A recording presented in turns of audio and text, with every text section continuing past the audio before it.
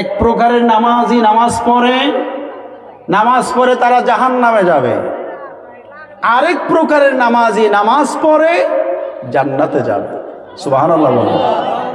তাহলে এই নামাজি কারা, সেই দুই প্রকার আমাদের জানা দরকার। তো আমরা ইনশাআল্লাহ একেবারে সংক্ষিপ্ত সময় করব আলোচনা। এজন্য আল্লাহ রাব্বুল আলামিন সূরা আল মুমিনুনের মধ্যে আমার আল্লাহ পাক বলেন, ক্বাদ আফলাহাল মুমিনুনাল্লাযীনা হুম ফি সালাতিহিম খাশিউন। রব্বুল আলামিন বলেন মুমিনেরা সফল কাম। ক্বাদ আফলাহাল মুমিনুন, অবশ্যই ঈমানদারেরা সফলতা লাভ করেছে। কোন ঈমানদার? আল্লাযীনা হুম ফি সালাতিহিম খাশিউন, যারা নামাজ পড়ে, নামাজের মধ্যে যারা বিনয়ের সাথে দাঁড়ায়, ওই নামাজীদেরকে আমার আল্লাহ বলেছেন তারা সফলতা লাভ করেছে। জোরে বলেন মারহাবা। আল্লাহ রাব্বুল আলামিন প্রথমে বললেন মুমিনের কথা, এরপরে বললেন নামাজের কথা। তার মানে বোঝা যায় প্রথমে হলো ঈমান, তারপরে আমল। ঠিক আছে? কারণ আল্লাহ বলেছেন মুমিন যারা হতে পারবে তারা নামাজ পড়লে তাদের নামাজ তাদেরকে জান্নাতের রাস্তা দেখাবে। আর মুমিন যে হতে পারবে না, আমার আল্লাহ বলেন ফাওয়াইলুল লিল মুসাল্লিন। নামাজি কিন্তু আমার আল্লাহ বলেন ওই নামাজের জন্য ধ্বংস, ওই নামাজের জন্য অনিষ্টতা। তার মানে বোঝা গেল নামাজি দুই প্রকার। এক প্রকার নামাজিকে আমার আল্লাহ জান্নাতে পৌঁছিয়ে দিবেন, আরেক প্রকার নামাজির জন্য নামাজ হবে তার ধ্বংসের কারণ। বলেন নাউজুবিল্লাহ। এই বাবা, এই জন্য আমার আল্লাহ রাব্বুল আলামিন অপর আয়াতে বলেছেন ওয়াকুমু লিল্লাহি কানিতিন। রব্বুল আলামিন বলেন নামাজ পড়বা এমন ভাবে, নম্রতার সাথে, বিনয়ের সাথে নামাজ পড়বে। কিভাবে নামাজ পড়বে? বিনয়ের সাথে। নামাজের মধ্যে যখন দাঁড়িয়ে গেছো, একেবারে বিনয়ী ভাব নিয়ে মাথা অবনত করে আল্লাহর সামনে দাঁড়িয়ে গেছো, এভাবে নামাজ পড়তে হবে। আরেক প্রকার নামাজি যার ব্যাপারে আল্লাহ বলেছেন ফাওয়াইলুল লিল মুসাল্লিন। তাফসীর ইবনে আব্বাস রাদিয়াল্লাহু তাআলা আনহুতে এসেছে, হযরত আব্দুল্লাহ ইবনে আব্বাস রাদিয়াল্লাহু তাআলা আনহু যিনি রাইসুল মুফাসসিরিন, তাফসীর জগতে আল্লাহর হাবিব সাল্লাল্লাহু আলাইহি ওয়াসাল্লামের পরে সবচেয়ে যিনি গুরুত্বপূর্ণ তাফসীর পেশ করেছেন, মুফাসসিরিনে কেরামদের মধ্যে যিনি প্রধান, তিনি বলেন ফাওয়াইলুল লিল মুসাল্লিন আইলিল মুনাফিকিন। যারা মুনাফিক তাদের নামাজ তাদেরকে ধ্বংসে নিয়ে যাবে। বলেন নাউজুবিল্লাহ। এই সমস্ত লোকেরা নামাজ পড়ে আল্লাযীনা ইউসাল্লুনা ফিল আলানিয়াতি ওয়া লা ইউসাল্লুনা ফিস সিররি। তাফসীর ইবনে কাসিরের মধ্যে এসেছে এবং তাফসীর ইবনে আব্বাস রাদিয়াল্লাহু তাআলা আনহুর মধ্যে এসেছে যে তারা মানুষকে দেখানোর জন্য নামাজ পড়ে, মূলত তারা গোপনে, একান্তে, রাতের গভীরে তারা নামাজ পড়ে না, যেগুন পড়ে মানুষের দেখানোর জন্য। সুতরাং এই ধরনের নামাজি যারা হবে, আল্লাহ বলেছেন ফাওয়াইলুল লিল মুসাল্লিন, তাদের জন্য অনিষ্টতা, তাদের জন্য ধ্বংস। এই মুমিন যদি হওয়া যায়, আল্লাহ বলেছেন তাহলে তার নামাজে তাকে জান্নাতে নিয়ে যাবে। এই মুমিনের নামাজ হবে একদম নম্রতার সাথে। সাহাবায়ে কেরাম নামাজের মধ্যে যখন দাঁড়িয়ে যেতেন, পাখিগুলো এসে মনে করতো এটা একটা গাছ, নড়াচড়া নাই, গাছের উপরে, এই মাথার উপরে অনেক সময় পাখি বসে যাইতো, নড়াচড়া করে না তো। সুবহানাল্লাহ কোন না। আর আমাদের মধ্যে এখন এক গ্রুপ লোক নামছে যারা নিজেদেরকে আহলে হাদিস নাম পরিচয় দেয়, তারা নামাজের মধ্যে হাঁটাহাঁটি করে। কথা কোন ঠিক কিনা? একবার দাঁড়ানোর সময় পা এবার ফাঁক করে দাঁড়ায়, আবার যখন সেজদায় যাবে তখন পা আবার ফাঁক কমায়। তাহলে নামাজের মধ্যে হাঁটাহাঁটি হইল না? এই তারাই হলো মুনাফিক। আল্লাহ বলেছেন وَإِذَا قَامُوا إِلَى الصَّلَاةِ قَامُوا كُسَالَى। আল্লাহ বলেন মুনাফিকরা যখন নামাজের মধ্যে দাঁড়ায় তারা অলসতা ভাবে দাঁড়ায়। মুনাফিকরা নামাজের মধ্যে দাঁড়ায় অলস ভাব নিয়ে দাঁড়ায়। বর্তমান সময়ে যারা নামাজের মধ্যে পা অনেক ফাঁক করে দাঁড়ায়, আবার সেজদায় যাওয়ার আগে ওই অবস্থায় তো যাইতে পারে না, কারণ হুইয়া হর কথা কোন ঠিক কিনা, যেভাবে ফাঁক করে। হ্যাঁ, এই অবস্থায় যদি সেজদায় যাইতে চায় তাহলে তো হওয়া মানে শুয়ে যাওয়া ছাড়া কোনো উপায় নেই, কোনো উপায় নেই। তো কি করে, পাউডারে আবার সাফায়, সাফায় এরপরে সেজদায় যায়। তো নামাজের মধ্যে হাঁটাহাঁটি শুরু হয়ে গেল, একবার পা ফাঁক করে আবার পা মিলায়। আল্লাহ বলেছেন এই ধরনের লোকগুলো, এই ধরনের লোকের নামাজ হলো মুনাফিকি নামাজ। সুতরাং এই ধরনের লোকদের নামাজ থেকে আল্লাহ আমাদেরকে হেফাজত করুন, বলেন আমিন।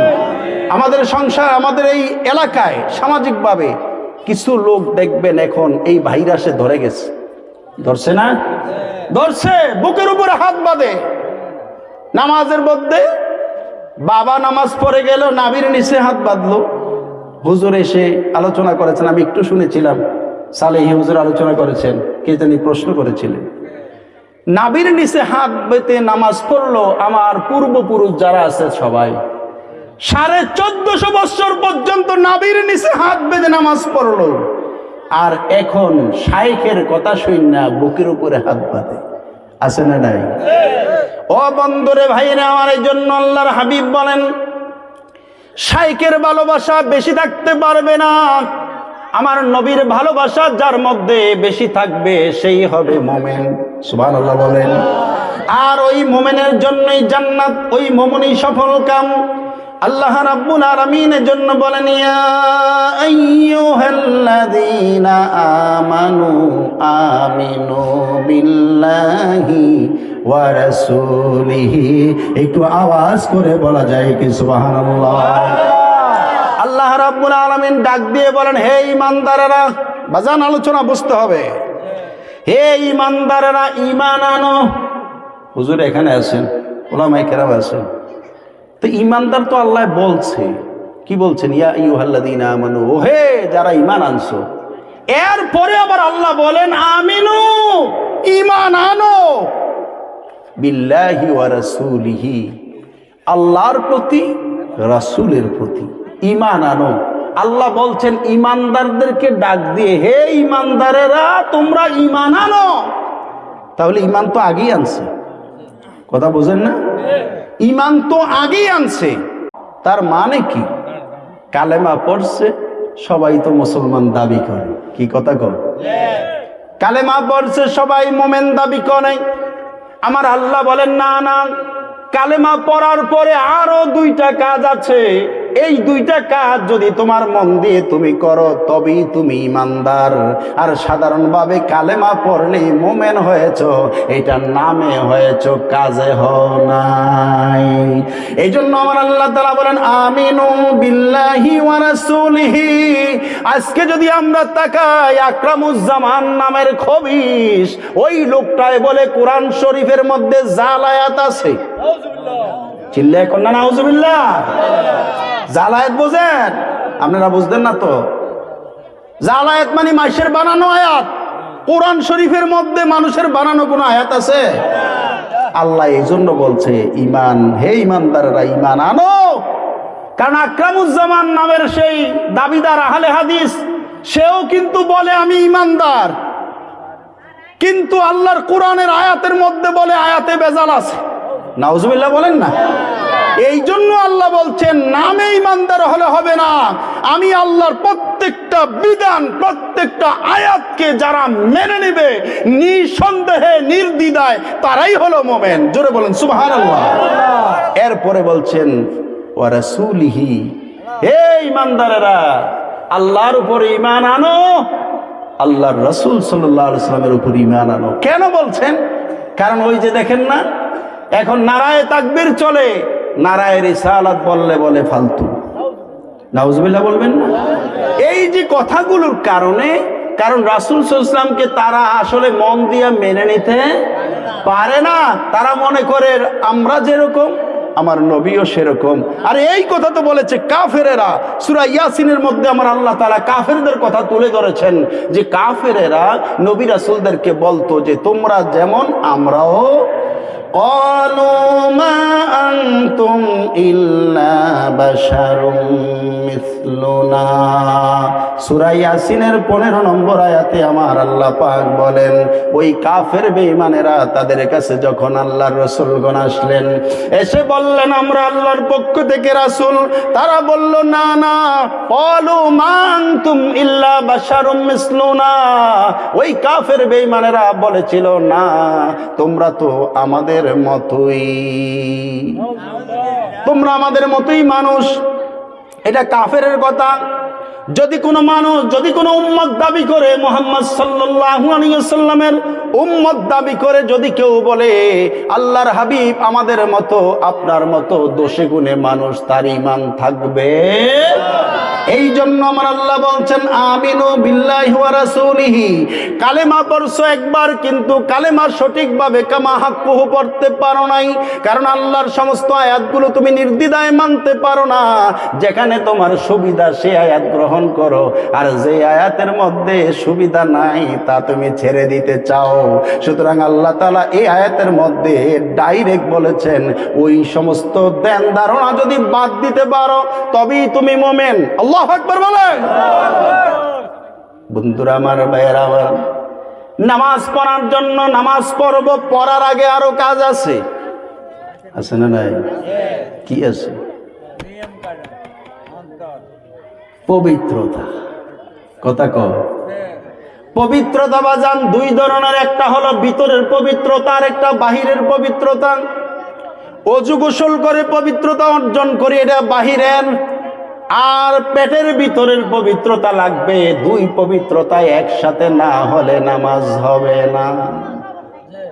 আমার আল্লাহ আল্লাহর হাবিবের জন্য বলেন ইন্নাল্লাহা তাইয়্যিবুন লা ইয়াকবালু ইল্লা তাইয়্যিবান ইলা আন ক্বালা রাবি সুম্মা যাকারা রাজুলান ইউতিলুস সাফারা আশআসা আকবারা ইয়ামুদ্দু ইয়াদাইহি ইলাস সামাই ইয়া রাব্বি ওয়া মাতআমুহু হারামুন ওয়া মাশরাবুহু হারামুন ওয়া গুদিয়া বিল হারামি ফাআন্না ইউস্তাজাবু লিযালিকা রাওয়াহু মুসলিম। জবান খুলে বলুন সুবহানাল্লাহ। আমার দয়ার নবী, মায়ার নবী বলেন আল্লাহ তাআলা পুত পবিত্র, তিনি অপবিত্র কিছু গ্রহণ করেন না। আল্লাহর হাবিব উদাহরণ দেন, একজন মানুষ দীর্ঘদিন সফর করেছে, সফর করার কারণে মাথার চুলগুলো এলোমেলো হয়ে গেছে, শরীরটা ধুলায় মলিন হয়ে গেছে। এই সফর অবস্থায় দোয়া করলে হাদিসে পাকে এসেছে, তিরমিজি শরীফের হাদিসে, 3 ব্যক্তির দোয়া আল্লাহ কবুল করেন, ফিরায় দেয় না। তাদের মধ্যে একজন হলেন সফরকারী, যে আল্লাহর রাস্তায় সফর করে। নবীজি বলেন সফর করছে কিন্তু আল্লাহর দরবারে দোয়া করে, আল্লাহ দোয়া কবুল করেন না। আল্লাহর হাবিব বলেন কেন হয় না কবুল? নবীজি বলেন ওয়া মাতআমুহু হারাম, সে যা খেয়েছে হারাম খেয়েছে। ওয়া মাশরাবুহু হারাম, সে যা পান করছে তাও হারাম পান করছে। ও গুজিয়া বিল হারাম, এবং যা সে সঞ্চয় করেছে, যা তার সঞ্চিত কামাই আছে সামনের দিকে ব্যবহার করছে, এই ধরনের জিনিসগুলো হলো তার হারাম। আল্লাহর হাবিব বলেন ফাআন্না ইউস্তাজাবু লিযালিকা। সুতরাং এই ব্যক্তি আল্লাহর দরবারে আকাশের দিকে যখন হাত তুলে আল্লাহর দরবারে আল্লাহকে ডাক দেয়, ইয়া রাব্বি ইয়া রাব্বি, ও আল্লাহ আমার দোয়া কবুল করো, আমার আল্লাহ আমার দোয়া কবুল করো। আমার আল্লাহ বলেন না না না, তোমার দোয়া কবুল হবে না, কারণ তোমার খাবারে সমস্যা। নামাজ পড়ে হারাম খায়, আছে না নাই? হারাম খায়, ঘুষের টাকা। ঘুষের আর সুদের আলোচনা তো এখন আর বাংলাদেশে বেশি একটা নাই। আছে ও? হ্যাঁ, প্রধানই ঘুষ খায়। এই না কইছেন কথা, প্রধানই খায়, বাকি গুনার কি তো করবো? হ্যাঁ, ঘুষের ওয়াজ করলে আর সুদের ওয়াজ করলে কয় না না না, আগামী বছর হুজুরের আনন্দ যাইতুন হুজুরে। কথা বোঝেন না? ও বন্ধুরা, ভাইয়ের আমার, বুঝেন বুঝেন, নামাজ পড়ার আগে যে কাজগুলো করতে হবে সেটা হলো নিজের পবিত্রতা অর্জন করতে হবে। হারাম খাওয়া যাবে না, হালাল খাইতে হবে। আমার নবীজি বলেছেন মানিস তারা থাওবান বিআশারাতি দারাহিমা ওয়া ফীহি দিরহামুন হারামুন লাম ইয়াকবালিল্লাহু লাহু সালাতান মা দামা আলাইহি। মুসনাদে আহমদ শরীফের মধ্যে এসেছে, আল্লাহর হাবিব সাল্লাল্লাহু আলাইহি ওয়াসাল্লাম বলেছেন, খাবারের পবিত্রতাও ঠিক আছে, ওযু করছেন, ওযুও ঠিক আছে, খাবারও ঠিক আছে হালাল, কিন্তু একটা পাঞ্জাবি গাও দিছে 6 বছর আগে, এটা কিনছে, এখানে 2 টাকা ছিল হারাম। কি আছে বুঝতে হইব আলোচনা। আমি তো আপনাদের এলাকারই নাকি, রাজাপুরা মাদ্রাসার, অতএব আমার ভাষা বোঝেন তো সবাই। 6 বছর আগে পাঞ্জাবি একটা কিনছে 2500 টাকা খরচ করে, এর মধ্যে 50 টাকা মাত্র হারাম। কয় টাকা? আর 2450 টাকা হালাল, আর শুধু 50 টাকা হারাম। আমার নবী বলেন, মানিস তারা সাওবান বিআশারাতি দারাহিমা, নবীজি বলেন, যে ব্যক্তি 10 টাকা দিয়ে 10 দিরহাম দিয়ে একটা জামা কিনছে, ওই জামাটা গায়ে দিয়ে নামাজ পড়ে, আমার নবী বলেন যতক্ষণ পর্যন্ত ওই জামাটা গায়ে দিয়ে দিয়ে নামাজ পড়বে, আমার আল্লাহ তাআলা তার নামাজ কবুল করবেন না। এই জন্য বাজান, হারাম জিনিস যখন থাকবে, হারাম দিয়ে যদি আপনি নামাজ পড়েন, ওই নামাজে কোনো কাজ হবে? নামাজে কি পাবেন? আল্লাহর হাবিব সাল্লাল্লাহু আলাইহি ওয়াসাল্লাম বলেছেন, নামাজ যখন বান্দা পড়ে, তখন তার জীবনের গুনাহগুলো ঝরে যায়, ঝরে পড়ে। নবীজি বলেন, আরাআইতুম লাউ আন্না নাহারান বিবাবি আহাদিকুম ইয়াগতাসিলু ফীহি কুল্লা ইয়াউমিন 5 মাররাতিন হাল ইয়াবকা মিন দারানিহি শাই। আল্লাহর হাবিব সাল্লাল্লাহু আলাইহি ওয়াসাল্লাম বলতেছেন, হে আমার সাহাবায়ে কেরাম, তোমরা কি মনে করো, যদি কারো বাড়ির সামনে একটা পুকুর অথবা একটা নদী আছে, এই নদীতে বা পুকুরে সে দৈনিক 5 বার গোসল করে, তার শরীরে কি কোনো ময়লা থাকবে? সাহাবায়ে কেরাম বললেন, ইয়া রাসূলুল্লাহ, তার শরীরে কোনো ময়লা থাকবে না। নবীজি বললেন, ফাযালিকা মাসালুস সালাওয়াতিল খামস ইয়ামহুল্লাহু বিহিন্নাল খাতায়া। একটু জবান খুলে বলুন আল্লাহু আকবার। আমার নবীজি বলেন, এটাই হলো 5 ওয়াক্ত নামাজের দৃষ্টান্ত। সকালবেলা নামাজ পড়ে দুপুর পর্যন্ত কিছু গুনাহ হয়ে যায়, আবার দুপুরে যখন নামাজ পড়ে, জোহরের নামাজ পড়ে, আমার আল্লাহ তাআলা নামাজের কারণে তার জীবনের গুনাহ মাফ করে দেয়। এভাবে জোহর থেকে আসর, আসর থেকে মাগরিব, মাগরিব থেকে এশা পর্যন্ত এই নামাজের ফাঁকে ফাঁকে যত গুনাহ হয়, আল্লাহ তাআলা নামাজের মাধ্যমে ক্ষমা করে দেয়। আল্লাহু আকবার বলেন। সুতরাং বাজান, বন্ধুরা আমার, হযরত ঈসা আলাইহিস সালাম একদিন আল্লাহর সৌন্দর্য দেখার জন্য বের হয়েছেন। তো রাস্তা দিয়ে হাঁটছেন সমুদ্রের পার দিয়ে, হঠাৎ করে দেখতেছেন একটা পাখি, এই পাখিটা নিজের গায়ের মধ্যে ময়লা লাগাইতেছে। ময়লা লাগাইয়া সমুদ্রের মাঝে গিয়া ডুব দেয়, ডুব দিয়া পরিষ্কার হয়ে আসে, এসে আবারও ময়লা লাগায়, আবারও গিয়ে ডুব দিয়ে পরিষ্কার হয়ে আসে। এভাবে 5 বার করার পরে পাখিটা আর কিছু করে না। হযরত ঈসা আলাইহিস সালাম বুঝতেছেন না, অনেক চেষ্টা করছেন যে এটা রহস্যটা কি। আল্লাহ তাআলা জিবরাইল আলাইহিস সালামকে পাঠিয়ে দিলেন, হে জিবরাইল, যাও গিয়ে আমার নবী ঈসা আলাইহিস সালামকে বলে দাও, এটা হলো আখিরি জামানার নবীর উম্মতের নামাজের দৃশ্য। জোরে কোন সুবহানাল্লাহ। হযরত ঈসা আলাইহিস সালাম বলেন, আল্লাহ, বুঝলাম না নামাজের দৃশ্য মানে কি? বলে, আখিরি জামানার নবীর উম্মতেরা তারা শয়তানের দোকায় পড়ে গুনাহ করবে, ফজরের নামাজ পড়বে, ফজরের নামাজ পড়ার পরে জোহর পর্যন্ত তারা গুনাহ করে ফেলবে। এই নামাজ নামক সমুদ্রের মধ্যে যখন ডুব দিবে, আমি আল্লাহ তাআলা তার সামনে হাজির, আমি মাবুদ তারে মাফ করে দিব। সুতরাং তার জীবনের গুনাহগুলো সব ধুয়ে মুছে শেষ হয়ে যাবে। পাখিটা যেভাবে ময়লা করেছে ডুব দেওয়ার কারণে আবার সে সাফ হয়ে গেছে, অনুরূপভাবে আমার ওই আখিরি জামানার আমার হাবিবের উম্মতেরা যদিও কিছু গুনাহ করে, যদি সঠিকভাবে নামাজ পড়তে পারে, আমি আল্লাহ তাদের জীবনের গুনাহ মাফ করে দেব। সুতরাং বাজার, এই নামাজ সঠিকভাবে আমাদের পড়া দরকার। অনেক কিছু বলার ছিল। নামাজ পড়লে আল্লাহ 5টা পুরস্কার দেয়। কয়টা পুরস্কার? 5টা পুরস্কার আল্লাহ তাআলা দিবেন। 1 নাম্বার হলো, আল্লাহর হাবিব বলেছেন, ইয়ারফাউ আনহু দিকাল মাউত, মৃত্যুর যন্ত্রণা আল্লাহ তাআলা তার থেকে উঠেই নেবেন। 2 নম্বর হচ্ছে আল্লাহ তাআলা, আল্লাহর হাবিব বলেছেন আযাব আল কবর, কবরের আযাব আল্লাহ তাআলা মাফ করে দিবেন, তার থেকে উঠিয়ে নেবেন। এরপরে আল্লাহর হাবিব বলেন হাসরের ময়দানে ডান হাতে তার আমলনামা দিবেন। জোরে কন্যা সুবহানাল্লাহ। 4 নম্বর হচ্ছে পুলসিরাত পার হবে বিজলির আকারে। 5 নম্বরে হচ্ছে আল্লাহর হাবিব সাল্লাল্লাহু আলাইহি ওয়াসাল্লাম বলেছেন বিনা হিসাবে আল্লাহ তাআলা তাকে জান্নাত দান করে দিবেন। বলেন সুবহানাল্লাহ। সাল্লাল্লাহু আলা মুহাম্মাদ সাল্লাল্লাহু